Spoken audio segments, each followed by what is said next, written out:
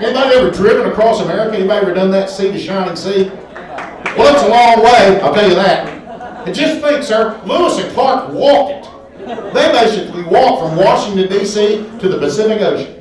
If I would have been either one of them, I would have lied like hell to Thomas Jefferson. I would have just said, you know, you get to Nashville and that's where the ocean starts right there. We can not walk another. But me and my wife were driving out here one time. We came through St. Louis, got the big old arch there, the gateway to the west, and you can see that thing even on the horizon. She don't know what it is. She's like, what is that? I was like, that's a water slide. But as we get close to it, she's like, I've seen pictures of this. Who built it and what's it for? I was like, they don't know who built it. Lewis and Clark found this thing when they came through here, and that's why they built this big city here. And she believed that 100% because she Googled it.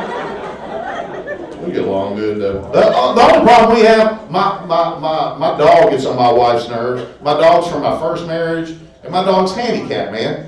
I got him like 8 years ago. My kids wanted to get a pet. I saw an ad in the paper, $200 for a Dalmatian puppy. I go give them $200. The guy drives off. I take the dog home, and then I'm like, oh, he's all screwed up. Something's wrong with him, you know? And after about 2 days, I was like, he is messed up. So I took him to the vet, and I'm like, hey, he don't work right, you know? And the vet immediately looks in his ears and he goes, your dog is deaf, that's what's wrong with him. And I didn't know this, some of y'all do. There's something genetic about Dalmatians that makes a bunch of them be born deaf. And that's why like a lot of firehouses will hire them adopt them to hire them. Here's your check.